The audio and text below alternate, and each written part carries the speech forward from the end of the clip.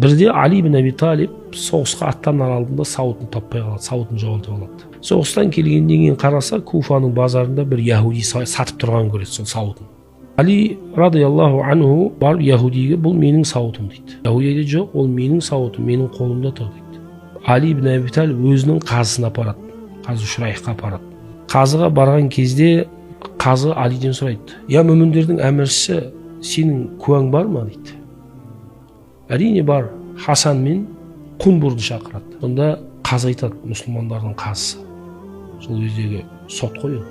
Я мұсылмандардың әміршісі, әкесі баласына куәлік ете алмайды дейді. Сонда Али айтады, жәннатпен сүйіншіленген болса да ол куәлік ете алмай ма дейді. Өйткені пайғамбар саллаллаху алейхи вассалам Хасан мен Хусейнді саййида шабаб әхл жанна, жәннаттық жастардың мырзасы деп сүйіншілеп кеткен, жәннаттық екенін көз тірісінде. Сонда да куәлік ете алмайтындығына қазы яһудидің жағына, яһудидің хақысына шешім шығарған кезде әлгі яһуди таң қалып, менің көзім жетті, мұсылмандардың әділдігіне, исламның хақ әділ дін екендігіне көзім жетті.